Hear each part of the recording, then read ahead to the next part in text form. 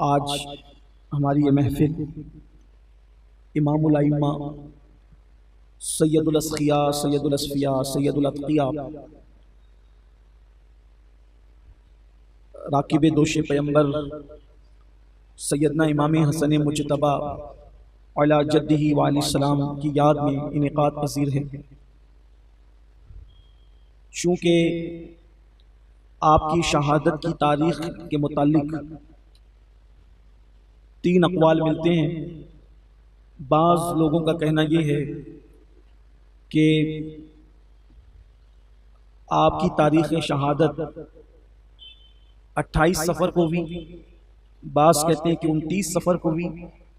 علامہ عبد الرحمن جامی نے تاریخ ہی نہیں لکھی بلکہ ربیع الاول کے اوائل میں ہوئی یہ لکھا، اور بعض لوگ کہتے ہیں کہ آپ کی شہادت 5 ربیع الاول شریف کو ہوئی۔ تو اب 3 کی بجائے 4 اقوال ہو گئے۔ تو آج اس لیے رکھ دی گئی کہ 28 صفر بھی ہے اور 29ویں صفر بھی، 2 اقوال پر عمل ہوا۔ واللہ اعلم۔ امام حسن مجتبی رضی اللہ تعالی عنہ، امام حسین رضی اللہ تعالی عنہ کے جو فضائل ہیں، جتنے فضائل ہیں، اکثر و بیشتر فضائل جو امام حسین کے ہیں وہی حضرت امام حسن کے ہیں۔ عام طور پر احادیث میں جتنے فضائل ملتے ہیں زیادہ تر، بلکہ اس کو آپ 90% کہہ لیں، تو وہ دونوں کے فضائل ایک ساتھ ملتے ہیں، امام حسن کے بھی اور امام حسین کے، جیسے سیدہ شباب اہل الجنہ کہ یہ دونوں جنتی جوانوں کے سردار ہیں۔ ایک مقام پر ریحانتین فرمایا کہ یہ دونوں میرے جنتی پھول ہیں۔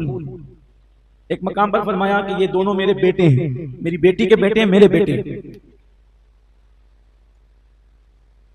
اسی طریقے سے اور بھی، اور اکابرین کے اقوال میں دونوں کی محبتیں مشترک بیان کی گئی۔ لیکن بعض مقامات ایسے ہیں کہ جہاں پر امام حسن اور امام حسین کو الگ کر کے دونوں کی انفرادیت بیان ہوتی ہے، جیسے اللہ کے رسول صلی اللہ علیہ وآلہ وسلم کی بارگاہ میں سیدہ کائنات مخدومہ کائنات ملکہ فردوس بری سیدہ فاطمہ الزہرا سلام اللہ علیہا پہنچی حضور علیہ السلام کے وصال سے قبل، چند گھڑیاں قبل یا چند دن قبل، تو عرض کیا کہ یا رسول اللہ صلی اللہ علیہ وآلہ وسلم، آپ ان دونوں کو کچھ عطا فرما دیں، ان دونوں کو کچھ آپ عنایت فرما دیں۔ تو حضور اکرم صلی اللہ علیہ وآلہ وسلم نے فرمایا کہ میں نے اپنے حلم یعنی اپنے صبر اور اپنی سخاوت کا حصہ حسن کو عطا کیا، اور اپنی شجاعت کا حصہ میں نے حسین کو عطا کیا۔ تو یہ انفرادیت ہو گئی۔ یعنی اب اگر سخاوت مصطفیٰ جان رحمت دیکھنا ہے تو وہ امام حسن کے اندر خاص ہے، حالانکہ اس کا اثر امام حسین کے پاس بھی ہے، لیکن خصوصیت اس لیے کہ بہت ساری چیزیں ہوتی ہیں کہ جو سب کے پاس ہوتی ہے، لیکن کوئی خصوصیت ہوتی ہے۔ مثال کے طور پر حضور اکرم صلی اللہ علیہ وآلہ وسلم کے ہر صحابی جنتی ہے، آقا کریم صلی اللہ علیہ وسلم کے ہر صحابی جنتی ہے، لیکن ہم خصوصیت کے ساتھ کیا کہتے ہیں؟ عشرہ مبشرہ، وہ 10 صحابی جن کو حضور علیہ السلام نے جنت کی بشارت دی۔ پھر اس کے بعد حضور اکرم صلی اللہ علیہ وآلہ وسلم کے ہر صحابی صدیق ہیں، حضور علیہ السلام کا ہر صحابی صدیق ہیں، لیکن جب خاص بات آتی ہے صدیقیت کبریٰ کی تو پھر ہم سیدھا صدیق اکبر کا نام لیتے ہیں۔ اسی طرح حضور علیہ السلام کا ہر صحابی بہادر ہے، مگر جب خاص بات آتی ہے بہادری کی تو مولا کائنات کا نام آتا ہے، اور جنہوں نے رسول اللہ پہ اپنا تن من دھن قربان کیا ان سے زیادہ بہادر کون ہوگا؟ حضور کا ہر صحابی بہادر ہے، لیکن تو یہ خصوصیات ہوتی ہے۔ حضور علیہ السلام کا ہر صحابی عاشق رسول ہے، لیکن جب عشق کی بات آتی ہے تو پھر سیدنا بلال حبشی کا نام بھی لیا جاتا ہے۔ تو حضور اکرم صلی اللہ علیہ وآلہ وسلم نے فرمایا میں نے اپنا حلم، فرماتے اپنا صبر اور اپنی سخاوت، 2 چیزیں میں نے حسن کو دے دی، اور اپنی شجاعت میں نے حسین کو دے دی۔ اب اس رنگ میں آپ دیکھیں کہ خصوصیت حضور علیہ السلام کی شجاعت، دیکھیں کائنات میں سب سے زیادہ شجاع، سب سے زیادہ بہادر اگر کوئی ہے تو وہ مصطفیٰ جان رحمت صلی اللہ علیہ وآلہ وسلم ہے۔ یعنی حضور اکرم صلی اللہ علیہ وآلہ وسلم کی شجاعت دیکھنی ہے تو پھر میدان حنین میں آ جاؤ، کہ جب میدان حنین میں سب کے قدم اکھڑ گئے تو اللہ کے حبیب صلی اللہ علیہ وآلہ وسلم اپنے کھچر پر بیٹھ کر ہاتھ میں تلوار لیے آگے بڑھتے جا رہے تھے اور کہتے جاتے تھے کہ انا ابن عبد المطلب، کہ میں عبد المطلب کا بیٹا ہوں، اور انا نبی لا کذب، اور میں نبی اور میں جھوٹا نہیں ہوں۔ تو حضور علیہ السلام یہ کہتے جاتے تھے اور آگے بڑھتے جاتے تھے اللہ کے رسول صلی اللہ علیہ وآلہ وسلم۔ اور حضور علیہ السلام کی شجاعت یہ تھی کہ قدم اکھڑنے والوں کے تو اکھڑ گئے تھے، لیکن اللہ کے حبیب صلی اللہ علیہ وآلہ وسلم برابر آگے بڑھتے جا رہے تھے۔ صحابہ فرماتے کہ حضور علیہ السلام نے کسی جنگ میں جو ہے ہم سے حضور پیچھے نہ رہے، بلکہ حضور علیہ السلام آگے رہتے تھے. اور اس جنگ میں تو خاص طور پر حضور علیہ السلام اپنے کھچر کا بھی ذکر اور کچھ لوگوں نے کرنے سے انکار کیا کہ کھچر کی وجہ حضور علیہ السلام دلدل پر تھے، اور دلدل چلنے کے اعتبار سے سب سے سست رفتار ہوتا ہے، سست رفتاری اس میں ہوتی ہے. اور سست جنگ میں تو تیز رفتار چاہیے، تو سست رفتار پر کیوں بیٹھے تھے؟ اس لیے کہ تیز رفتار ہوگا تو بھاگنے میں آسانی ہوگی، لیکن چونکہ وہاں بھاگنے کا کوئی تصور ہی نہیں تھا، وہاں تو بھاگنے کا تصور ہی نہیں تھا، تو یہ ہمت اور یہ جرأت اور یہ شجاعت حضور علیہ الصلوۃ والسلام تسلیم کی تھی. تو سرکار نے فرمایا وہ میں نے حسین کو دی، کوئی آئے یا نہ آئے میں ہی لڑوں گا، کوئی آئے یا نہ آئے میں ہی لڑوں گا. اب اس کا حنین کا جلوہ دیکھنا ہے تو کربلا میں دیکھنا. یہ شجاعت خاص حضور کی شجاعت کا حصہ میرے آقا نے فرمایا میں نے حسین کو دیا، اور صبر اور سخاوت میں نے حسن کو دی، حلم صبر. اب آگے اس کی رانائیاں آپ دیکھیں گے کہ سخاوت بھی تھی اور صبر بھی تھا. آپ کی ولادت ہوئی ہے رمضان المبارک کی 15 تاریخ کو، رمضان شریف کی 15 تاریخ کو 3 ہجری میں آپ کی ولادت ہوئی امام حسن پاک کی. حسن اتفاق سے کہ آپ کی ولادت میں اختلاف نہیں ہے، آپ کی شہادت کی تاریخ میں اختلاف ہے، بلکہ شہادت کے سن میں بھی اختلاف ہے. بعض نے کہا 49، بعض نے کہا 50، اس کا بھی اختلاف ہو گیا. لیکن چونکہ اس اختلاف کے نام سے آپ گھبرایا نہیں کریں، کوئی روایت ایسی نہیں ہے، کوئی واقعہ ایسا نہیں کہ جس سے لوگ اختلاف نہ کریں، مگر اس میں ہوتا یہ ہے کہ طریقہ کار یہ کہ جو اکثریت کی رائے ہوتی ہے اس کو بیان کر دیا جاتا ہے. تو اکثریت کی رائے یہی ہے کہ آپ کا وصال یا آپ کی شہادت جو 50 ہجری میں ہوئی، ہجرت کے 50ویں سال. اور پھر یہ 3 اقوال میں نے پڑھ دیا آپ کے سامنے کہ 28 صفر، 29 صفر اور 5 ربیع الاول، اور علامہ عبد الرحمن جامی کے موقف کے مطابق اوائل ربیع الاول. چوتھا قول بھی آ گیا. 3 ہجری 15 رمضان المبارک کو آپ کی ولادت. حضرت سیدہ اسماء بنت امیس رضی اللہ تعالیٰ عنہ اس وقت موجود تھی سیدہ کائنات کی بارگاہ میں. فرماتی حضرت اسماء بنت امیس چونکہ یہ بڑے صاحبزادے ہیں مولا کائنات کے سیدہ پاک کے، یعنی پہلا بچہ تھا سیدہ کے گھر میں ماہ رمضان شریف میں ولادت ہوئی. اسماء کہتی ہیں کہ جب ان کی ولادت کے وقت ان کو میری گود میں دیا گیا تو بچوں پر جو گندگی کا اثر اور خون کا اثر اور رطوبت کا اثر ہوتا ہے، ایسی کوئی چیز میں نے امام حسن پر نہیں دیکھی. وہ پاک تھے، بالکل طیب و طاہر تھے، جن کے لیے آیہ تطہیر نازل ہونے والی ہو. وہ لوگ گندگی کے ساتھ کیسے آتے ہیں جن کی پاکی کا خدائے پاک کرتا ہے بیان، آیہ تطہیر سے ظاہر ہے شان اہل بیت. فرماتی ہے کہ کوئی گندگی اور نجاست نہیں تھی. اور خاص بات یہ بھی خاص بات کہ جب بچے کی ولادت ہوتی ہے تو ولادت کے کچھ دنوں تک ماں اس کی نہ روزہ رکھ سکتی ہے نہ نماز پڑھ سکتی ہے. یہ چیزیں ہوتی ہیں، میں حیا کے پردے میں عرض کر رہا ہوں. لیکن سیدہ پاک نے ولادت کے بعد جو ہے وہ نہ نماز چھوڑی نہ روزہ چھوڑا، وہ برابر کرتی رہی. بلکہ یوں کہہ لیں کہ ظہر میں ولادت ہوئی تو عصر کی نماز بھی آپ نے ادا فرمائی، ظہر کی نماز بھی پڑھی، عصر کی نماز بھی پڑھی. کائنات میں خاتون ایسی ہے کہ جس کی ایک وقت کی نماز بھی نسوانی عارضے کی وجہ سے ترک نہیں ہوئی، اور جس کا ایک بھی روزہ نسوانی عارضے کی وجہ سے ترک نہیں ہوا، وہ ذات ہے سیدہ کائنات سیدہ فاطمہ الزہرا کی ذات. یہ پاکیزگی ہے اس خاندان والا تبار کی. اگر ذہنوں کی تقدس، ذہنوں کے تقدس میں خلل کا خوف نہ ہوتا تو اس کو بہت واضح طور پہ بتایا جاتا، لیکن وضاحت میں ذہنوں کے تقدس کے کم ہونے کا خیال ہے. اور وہ خاندان والا تبار کی شان کا اندازہ انسان اشاروں میں لگا لے کہ اللہ تبارک و تعالیٰ نے ان کو مرتبے کیا عطا فرمائے ہیں کہ جب وہ پیدا ہوئے کہ دنیا کا کتنا بھی مقدس کہلانے والا انسان پیدا ہوا تو بہرحال وہ نجاست لے کر کے پیدا ہوا. یہ کیسا عظیم خاندان ہے میرے نبی کا کہ وہاں ولادت کے وقت بھی نجاست نظر نہیں آتی. جہاں ولادت میں بھی نجاست نہ ہو، آخر ان کی طہارت کا عالم کا اندازہ کون لگا سکتا ہے؟ ان کی طہارت کا اندازہ کون لگا سکتا ہے؟ حضرت اسماء بنت امیس فرماتی ہیں کہ وہ میرے پاس آئے تو نجاست سے پاک تھے. حضور اکرم صلی اللہ علیہ وسلم نے ہمیں حکم دیا تھا کہ جب بچے کی ولادت ہو تو مجھے اطلاع کرنا. اور جب ولادت کی اطلاع دی گئی تو حضور علیہ السلام تشریف لائے اور کان میں حضور علیہ السلام نے خود اذان پڑھی. فرماتی ہیں کہ جب ان کو پیدائش کے بعد زرد رنگ کے کپڑے میں لپیٹا گیا تھا، اور سرکار نے ہمیں یہ کپڑا نکالو، میرے بچے کو زرد رنگ کے کپڑے میں نہیں لپیٹنا آج کے بعد. اور پھر آپ نے سفید رنگ کے کپڑے میں لپیٹنے کا حکم دیا. اور حضور علیہ السلام نے کان میں اذان پڑھی اور پھر دوسرے کان میں آپ نے تکبیر فرمائی، تکبیر پڑھی، اقامت فرمائی، اور اس کے بعد پھر جو ہے وہ منہ میں کھجور لے کر اس کو چبا کر اپنی زبان ان کے منہ میں دے دی، اس طرح سے گھٹی دی. یعنی وہی حضرت امام حسین کے باب میں جو ہم اور آپ سنتے ہیں. اور فرمایا کہ میں نے اپنے اس بیٹے کا نام حسن رکھا ہے. اس لیے کہ اس بارے میں آپ نے شاید کربلا سے متعلق جو عنوان تھا اس میں سنا ہوگا کہ اللہ نے حسن اور حسین ان دونوں نام کو چھپا کے رکھا تھا. حدیث میں چھپانے کے الفاظ آئے کہ چھپا کے رکھا تھا. یہ چھپانے کی لذت آپ محسوس کر سکتے ہیں. جس کے لیے پیار زیادہ ہوتا ہے اس کے لیے کچھ چیزیں چھپا کے رکھی جاتی ہیں کہ وہ آئے گا. جیسے مثال کے طور پر ملانے کے لیے سمجھانے کے لیے کریں, مثال کے طور پر گھر میں مٹھائی آئے اور خوف اس بات کا ہو کہ سارے بچے لوٹ کھا جائیں گے, تو جو موجود نہیں ہوتا اور اس کے لیے پیار ہوتا ہے دل میں, تو 2-4 ٹکڑے سب سے چھپا کے رکھ دیے جاتے ہیں کہ وہ آئے گا تو اس کو یہ دیں گے. تو یہ چھپانے سے پتہ چلتا ہے کہ جو موجود ہے ان سب میں زیادہ پیارا وہ ہے جو غیر موجود ہے.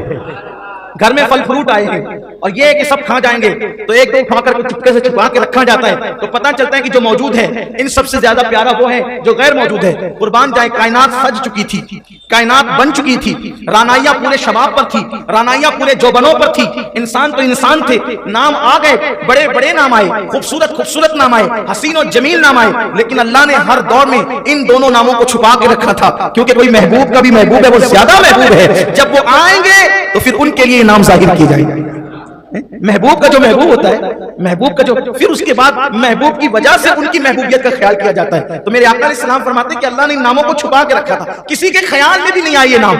مگر جب یہ زبان دنیا میں آئی تو حضور علیہ السلام فرماتے ہیں کہ میرے پاس جبریل آیا اور عرض کیا کہ یا رسول اللہ اس کا نام حسن رکھیں, تو میں نے نام حسن رکھا.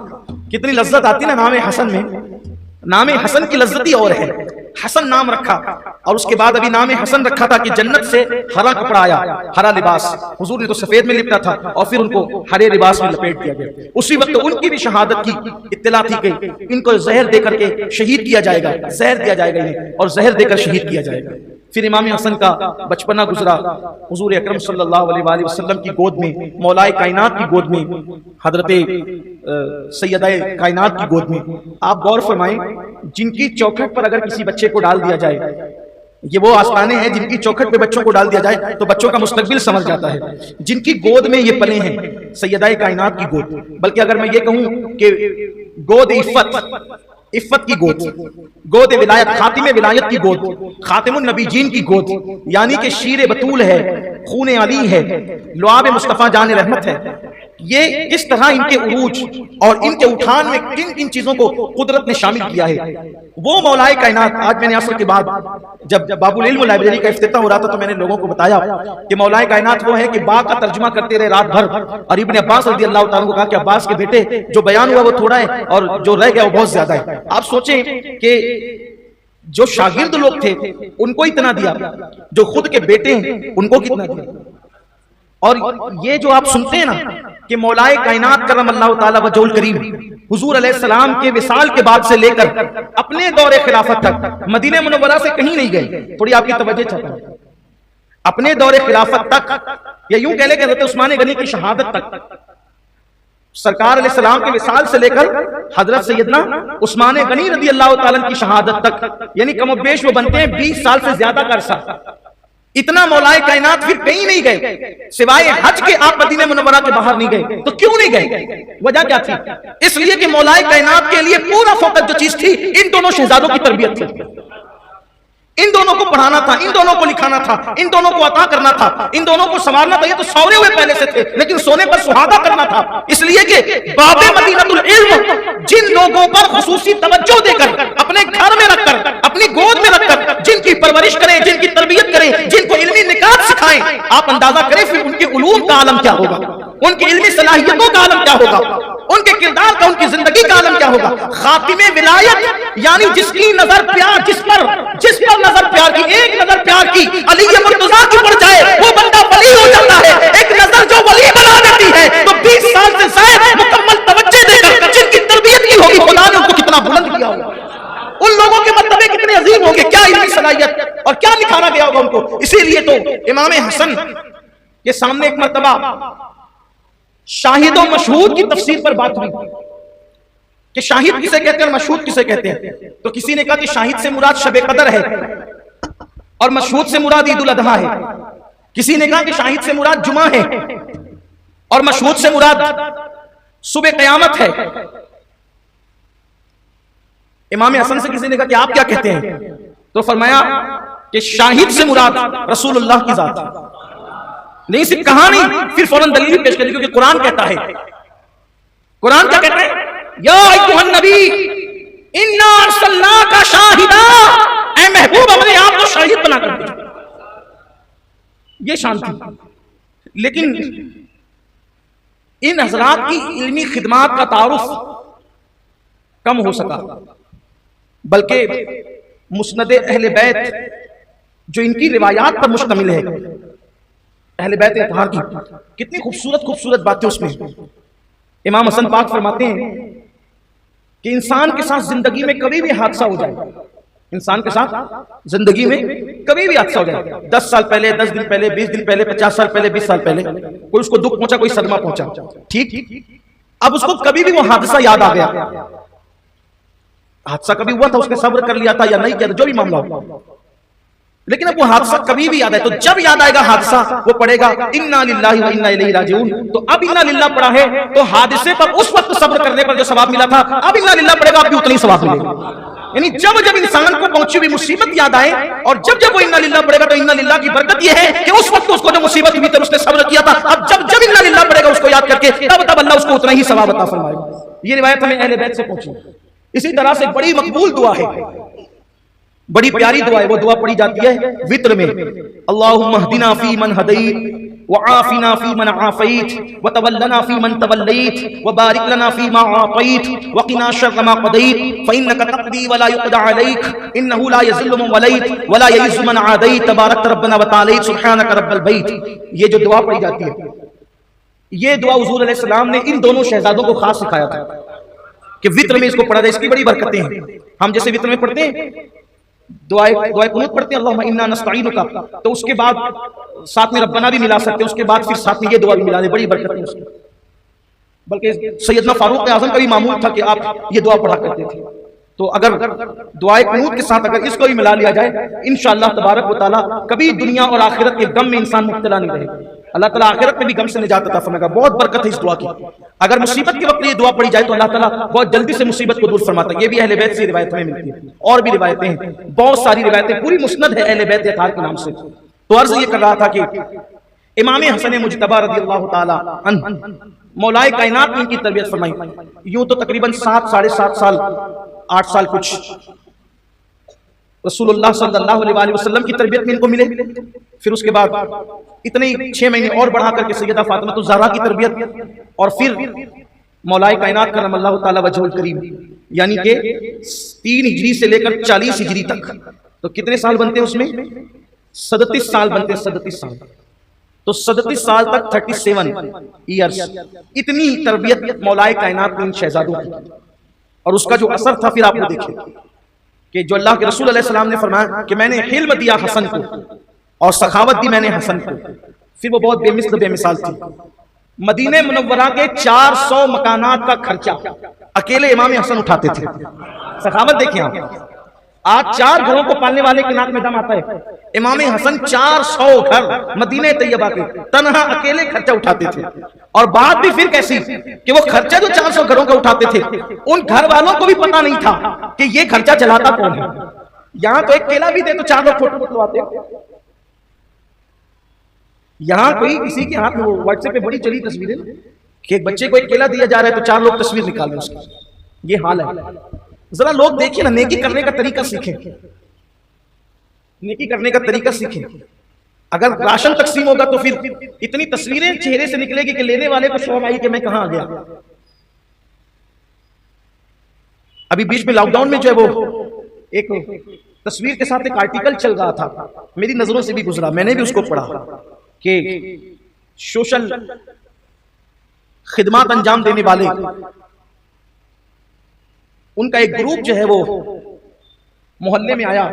تو ایک ننھی سی بچی نے کہا کہ انکل اس مرتبہ آپ ہمارے گھر نہیں آنا، آپ نہیں آئیں گے اس مرتبہ ہمارے گھر. تو انہوں نے کہا کیوں؟ کیونکہ اس مرتبہ آپ لوگ کیا خوشحالی آگی کا نہیں، ابا بھی ویسے بیمار ہیں اور فاقہ کشی کی نوبت بھی ایسے ہی ہے. لیکن پچھلے سال آپ نے تھوڑا سا کچھ دے کر کے جو تصویریں شائع کی تھی تو اس سے ہم اسکول میں بھی اور محلے میں بھی منہ دکھانے کے قابل نہیں رہ گئے تھے. پورا محلہ بھی ہمیں چڑھاتا تھا اور اسکول گئے تھے تو وہاں بھی لوگ چڑھاتے تھے.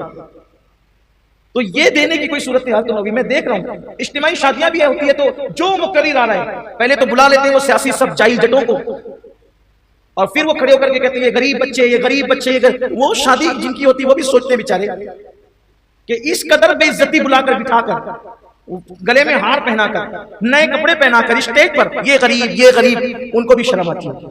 تو لوگوں کا معیار ہی بدل گیا ہے۔ نیکی کرنے کا طریقہ سیکھنا تو ان اللہ والوں سے سیکھو۔ 400 مکانات کا خرچہ چندہ کر کے نہیں، یہاں تو چندہ کر کے کیا جاتا ہے، اس کے باوجود بھی لوگوں کے چہرے چھاپے جاتے ہیں۔ چلے ٹھیک ہے، اگر چندہ کیا ہے لوگوں کو بتانا ہی ہے کہ ہم نے کیا، تو کم سے کم چہرے تو نہ چھاپو، چہرے تو نہ بتاؤ لوگوں کو۔ مومن کی عزت نفس کتنی عظیم ہے۔ کاپیاں بٹے گی تو ہی وہی حال، کتاب بٹیں گے تو وہی حال، کپڑے تقسیم ہوں گے تو وہی حال۔ حد تو یہ ہے کہ ہم زکات بانٹتے تو 50-50 روپے قطار لگا کر بانٹتے ہیں۔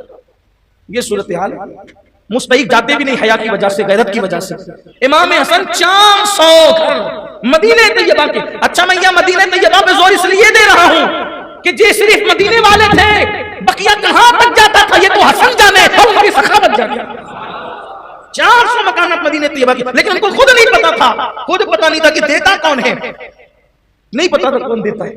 جب امام حسن کی شہادت کے بعد خرچہ آنا بند ہو گیا، وہ خود بھی حیران رہتے تھے کہ آتا کہاں سے، اتنی نازداری سے دیا جاتا ہے کہ لینے والے کو نہیں پتا۔ جب شہادت امام حسن کے بعد خرچہ بند ہو گیا، آنا بند ہو گیا، آمدنی بند ہو گئی، تو تب ان غریبوں نے کہا وہ دیتا کون تھا جو اب نہیں آتا؟ تو کہا سب تو ہے، ایک حسن پر سوا پتا چلا وہی دیتا تھا، دینے والا چلا گیا تو آمدنی بند ہو گئی۔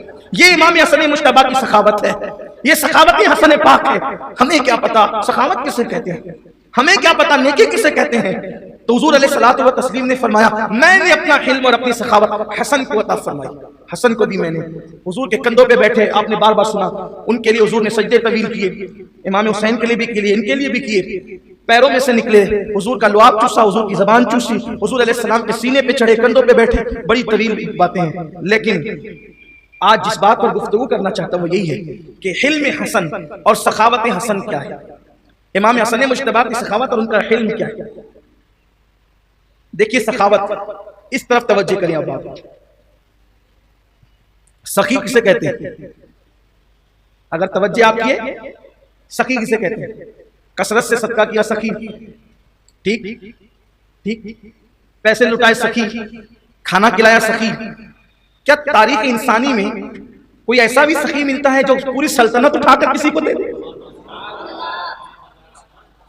کائنات انسانی میں کوئی ایسا بھی سخی ملتا ہے یہ جو پوری سلطنت اٹھا کر کسی کو دے دے؟ اچھا ایک بات یہ ہے، غور کریں آپ، اگر کسی چمچے کو دے دے تو بات سمجھ میں آتی ہے، کسی وزیر کو دے دے تو بھی بات سمجھ میں آتی ہے، جس نے باپ کے ساتھ جنگ کی ہو اس کو اٹھا کر دینا یہ کیسی سخاوت ہے؟ حالانکہ جس ذات سے جنگ ہوئی ہے شرف صحابیت کی وجہ سے ہم نہ کچھ کہتے ہیں نہ کہنے دیتے ہیں، احترام صحابیت ہے، لیکن بات صرف بتانے کے لیے کہ سخاوت کیا ہے۔ کیونکہ آدمی جب بڑی چیز کسی کو دیتا ہے تو ذرا دائیں بائیں دیکھتا ہے کہ جو اپنا ہوگا اس کو دیں گے، چمچہ گیری کرتا ہے اس کو دیں گے، تعریف کرتا ہے اس کو دیں گے، لیکن حسن مجتبی کی سخاوت کیا ہے کہ جس سے جنگ ہوئی، اچھا خود ان کی بھی جنگ ہوئی ہے، اس لیے کہ صفین میں یہ بھی تو تھے، امام حسن پاک بھی تھے، جس سے جنگ ہوئی، بابا سے جنگ ہوئی، انہیں کو اٹھا کر کے دیا۔ یعنی یہ سخاوت کی وہ انتہا ہے،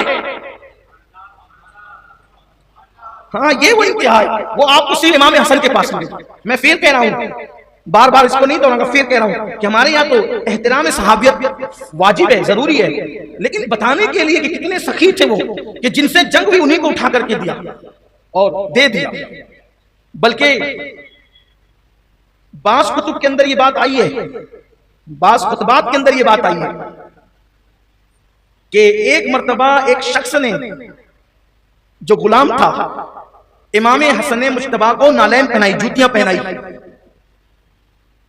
تو ڈھیر لگا ہوا تھا، ڈھیر دربار شام کے اندر ڈھیر لگا تھا، دولت کا انبار لگا تھا، اور وہ ہدیتاً دیا گیا تھا۔ امام حسن مجتبی کو غلام نے جوتیاں پہنائی تو امام حسن مجتبی نے کہا وہ جتنا ڈھیر لگائے نا جو مجھے بطور تحفہ ملا ہے وہ سب میں تجھے دیتا ہوں۔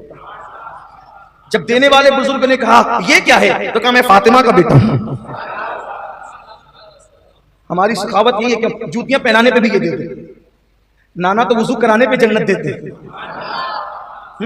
ربیہ مان کیا مانگتا ہے؟ کیا کیا تھا جناب ربیہ نے؟ وہ مسواک کی تو رکھی تھی، وضو ہی تو کرایا تھا، استنجا کے لیے انتظام ہی تو کیا تھا۔ قربان جائیں، بظاہر خدمت کا بہت چھوٹا سا مزاج ہی ہوتا ہے کہ آدمی جس کی خدمت کرتا ہے اس کے لیے وضو کا پانی رکھ دے، مسواک رکھ دے، بڑی آسان خدمت یہ ہے۔ کبھی اس پہ بھی توجہ کی؟ جو اتنی چھوٹی خدمت کرے اس کو اتنی بڑی نعمت ملتی ہے۔ اس کو اتنی بڑی نعمت نہیں، پھر جو بڑی خدمات کرے. حضرت ربیہ سے کہا مانگو کیا مانگتے ہو، کس پر؟ صرف وضو کا پانی رکھنا، خدمت کرنے پر. رات کے وقت مختصر سی خدمت ہے، حضور نے کتنی عظیم نعمت عطا فرمائی. تو امام حسن مجتبیٰ نے فرمایا کہ جا لے لے. آپ کی سخاوت کے متعلق یہ بھی بات ہے، اگر کوئی اپنے سے لڑتا ہے، دشمنی کرتا ہے، گالی دیتا ہے، ہم اس کو ایک پھوٹی کوڑی نہ دیں. ایک دیہاتی آیا، وہ دیہاتی امام حسن کو گالیاں دیں گے. اچھا، اس دور کے مانگنے والوں کا مزاج بھی کتنا عجیب تھا، دینے والوں کی شان بھی کتنی عجیب تھی. اگر کوئی فقیر آ کر کے ہمارے دروازے پر گالی دے، منہ پھوڑ دیں، دانت توڑ دیں، غریب کا پتہ نہیں ہم آپ کیا کریں.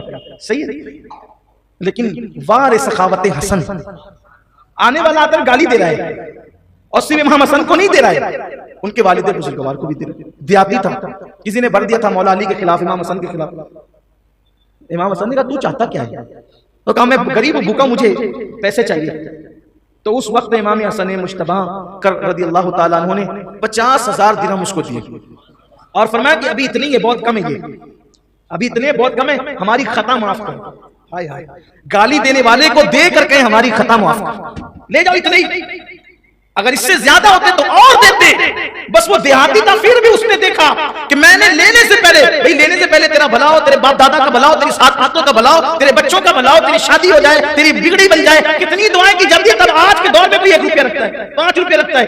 جو جھوٹا کھانا ہوتا ہے، باسی کھانا ہوتا ہے، وہ رکھتا ہے. اتنی دعائیں ملنے کے بعد بھی یہ حال ہے لوگوں کے دینے کا. لیکن لوگ نبی کے خاندان کی سخاوت تو دیکھیں، سخاوت حسن مجتبیٰ تو دیکھیں کہ آنے والا دیہاتی گالیاں دیتا ہے، ان کو بھی، ان کے بابا کو بھی، اور روپیہ 2 روپیہ 5 روپیہ نہیں بلکہ 50,000 درہم دے کر کہتے ہیں ابھی ہمارے پاس اتنا ہی ہے، یعنی جتنا بس سب دے دیا، کہیں اتنا ہی ہے، ہماری خطا معاف کرو، پھر کبھی آنا تو اس سے زیادہ عطا کریں گے. اتنا سننا تھا، قدم پکڑ کر کہتے ہیں ابن رسول اگر کہلانے کا کسی کو حق ہے تو حسن ابن علی کو حق ہے.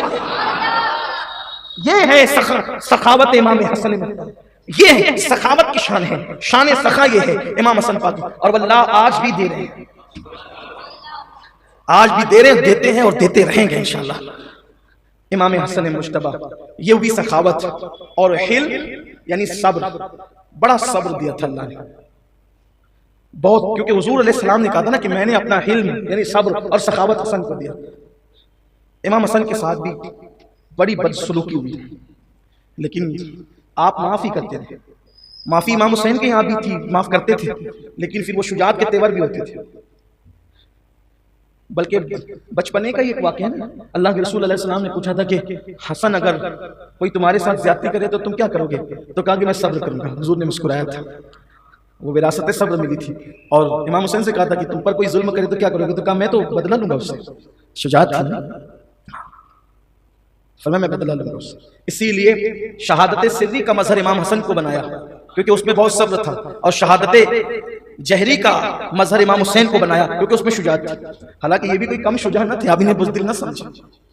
ہاں، بلکہ صبر والا جتنا بہادر ہوتا ہے اس کی بہادری جدا ہوتی ہے، بلکہ بہادری ہی کا ایک وصف صبر ہے. اگر آدمی میں بزدلی ہو تو پھر وہ دل کے اندر کینہ پالنے لگتا ہے.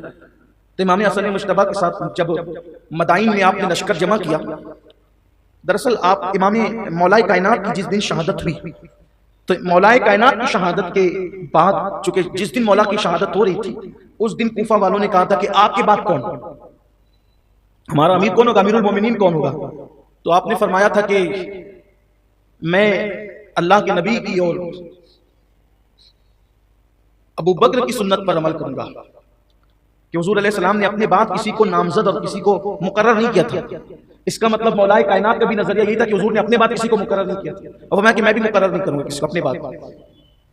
اور چونکہ ابو بکر نے اپنے بعد اپنے خاندان کے کسی فرد کا اعلان نہیں کیا تھا تو میں بھی اپنے خاندان کے کسی فرد کا اعلان نہیں کروں گا. تو کہا تھا کہ کیا ہم امام حسن کے ہاتھ میں بیعت کر سکتے ہیں؟ فرمایا کہ میں منع نہیں کرتا. اگر آپ کو ایسا لگتا ہے کہ ان کے اندر خلافت کی صلاحیت ہے میں منع نہیں کرتا، لیکن حکم بھی نہیں دیتا. تم جانو، تمہارا معاملہ جانو، اس کے ذمہ دار تم ہو. اور جب مولا مشکل کشا کی شہادت ہو گئی تو سب نے بالاتفاق امام حسن مجتبیٰ کے ہاتھ پہ بیعت. جب آپ کی بیعت کے بعد آپ کا جو پہلا خطبہ تھا بیعت کا، خطیب بڑے زبردست تھے مولا حسن پاک. ان کی خطابت کا اندازہ اس بات سے لگائیے آپ. پہلی بات تو یہ بتاؤں کہ اہل سنت تو اہل سنت ہے. اہل دیوبند نے بھی اپنی کتاب میں اس بات کو لکھا ہے کہ امام حسن اور امام حسین کا احترام اور تعظیم مولا علی باپ ہو کر بھی کرتے تھے. آپ کو کہیں اور یہ چیز یعنی کہ نہیں ملے گی کہ باپ ہو کر بیٹے کا احترام کرتا ہے. باپ کبھی بیٹے کا احترام نہیں کرتا. کرتا ہے؟ کبھی نہیں کرتا. کبھی وہ معاملہ عام طور پہ نہیں ہوتا. کیوں نہیں ہوتا؟ کیونکہ بیٹا ہے, بیٹا خادم ہوتا ہے, بیٹا غلام ہوتا ہے. لیکن یہ ان کی کتاب میں میری نظروں سے گزرا, میرے پاس نام بھی ہے لیکن آپ کو چاہیے تو دے دوں گا, اسے ابھی نہیں پڑھتا, کہ مولائے کائنات باپ ہو کر بھی دونوں شہزادوں کا ادب کرتے تھے. کسی نے پوچھا کہ آپ باپ ہو کر بھی دونوں شہزادوں کا ادب کرتے ہیں جبکہ آپ باپ ہیں؟ فرمایا ہاں, کیونکہ نبی نے ان کو اپنا بیٹا کہا ہے تو میری اولاد, لیکن جس کو رسول اللہ اپنا بیٹا کہے پھر میں ان کا بھی احترام. یہ مولائے کائنات کا انداز تھا. اور امام حسن پاک کی خطابت پر بات چلی تھی, بڑے فصیح اللسان. روایتوں میں آتا ہے, سیرت نگاروں نے لکھا ہے, جب وہ بولتے تھے تو ایسا لگتا تھا کہ جیسے بولتے ہی رہے پھول جھڑتے تھے, کہ موتیاں جھڑ رہی. کیوں؟ اس لیے کہ منہ جو تھا نا, منہ وہ مشابہ تھا رسول اللہ کے منہ شریف کی, دہن مبارکہ کے, کیونکہ سر سے لے کر سینے تک حضور علیہ السلام کے مشابہ تھے. تو آنکھیں بھی مشابہ تھی, بھویں بھی مشابہ تھی, پیشانی بھی مشابہ تھی, سر بھی مشابہ تھا, زلفیں بھی مشابہ تھی, داڑھی بھی مشابہ تھی, چہرہ بھی مشابہ تھا, سینہ بھی مشابہ تھا, چہرہ گول چہرہ, بھویں ویسے ہی, زلفیں ہلکی سی گھنگریالی, نہ بالکل مکمل طور پر سیدھی نہ مکمل طور پر گھنگریالی, بلکہ درمیانی, جیسے حضور علیہ السلام کے لیے بیان ہے. بڑی بڑی خوبصورت آنکھیں, چوڑا سینہ, بدن بھرا بھرا مضبوط. یہ امام حسن مجتبیٰ کا حال تھا. اور چونکہ سینے تک مشابہ تھے تو ہاتھ بھی مشابہ تھے. تو سیرت نگاروں نے لکھا ہے کہ جب بولتے تھے لگتا تھا موتی جھڑیں یا پھول جھڑیں زبان سے, اور بولتے ہی رہیں. ان کی محفل میں بیٹھنے والا کبھی ان کی گفتگو سننے کے لیے تھکتا نہیں تھا, کبھی تھکن نہیں ہوتی تھی. اتنی دل نشین آواز تھی اور اتنی خوبصورت گفتگو تھی. حضور علیہ السلام کی آواز سے مشابہ آواز ہے. اب آپ اندازہ کریں, ان کے خطبے کا اندازہ کریں کہ ایک دن مولائے کائنات نے کہا, مولائے کائنات کہتے ہیں حسن آج خطبہ تم دو گے, حسن آج خطبہ تم دو گے. امام حسن نے کہا بابا جان آپ کی موجودگی میں خطبہ کیسے دے سکتا ہوں, مجھے حیا آتی ہے, مجھے شرم آتی ہے, بے ادبی سے دور تصور کرتا ہوں اس معاملے کو کہ آپ بیٹھے اور میں خطبہ دوں. علی بیٹھے ہوں, باب مدینۃ العلم بیٹھے ہوں اور میں خطبہ دوں, حضور یہ مجھ سے نہیں ہو سکتا.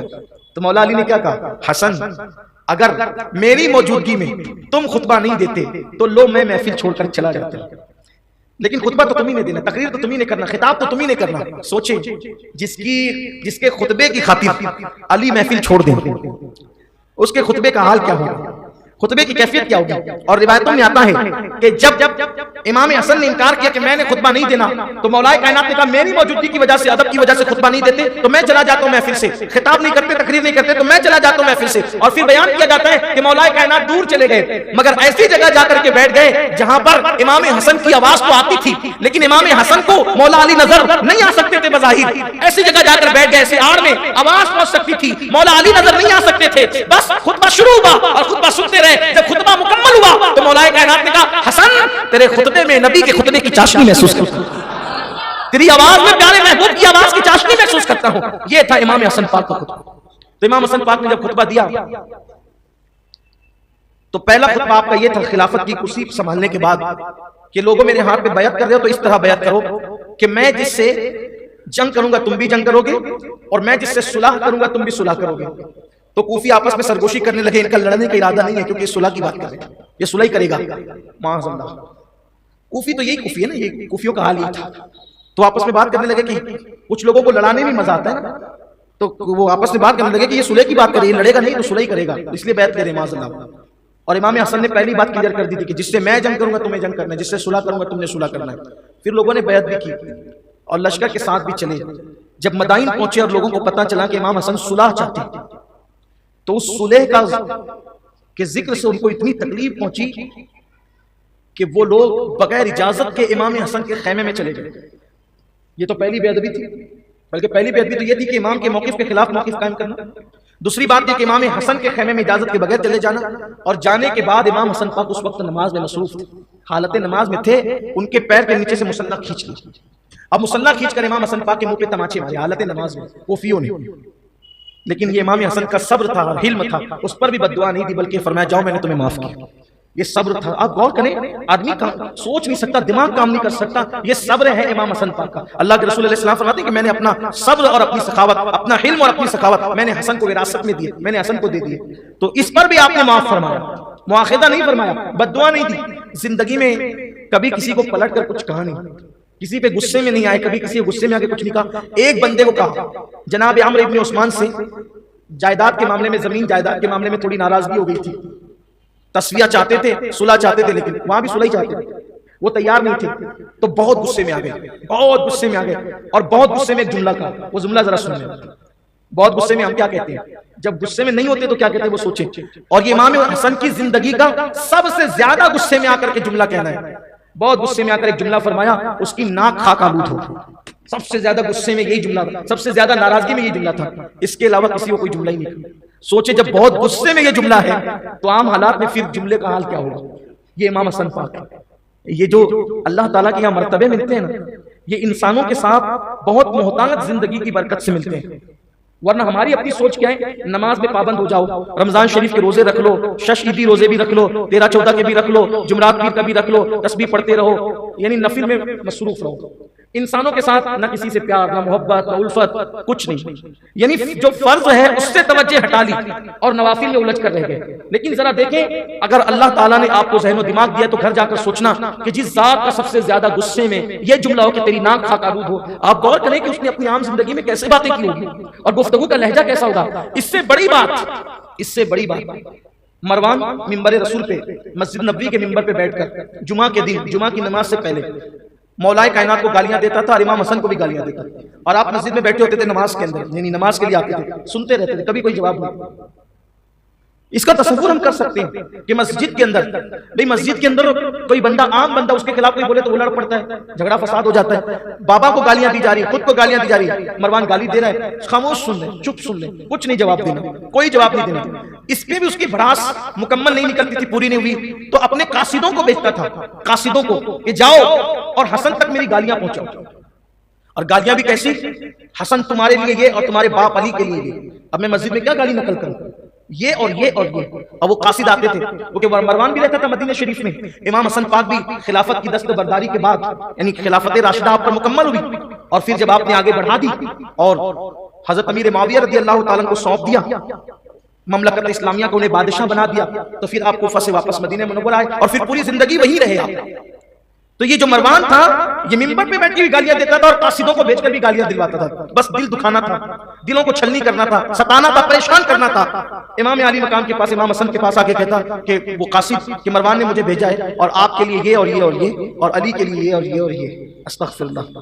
لیکن جواب کیا ہوتا تھا؟ قاصد کے پاس جواب فرمایا کہ جاؤ مروان سے کہنا، دیکھیں شہزادہ رسول جس کو نبی نے اپنے صبر کا وارث بنایا، کہتے تھے جاؤ اور مروان سے کہنا کہ تمہاری طرح میں گالی نہیں دے سکتا۔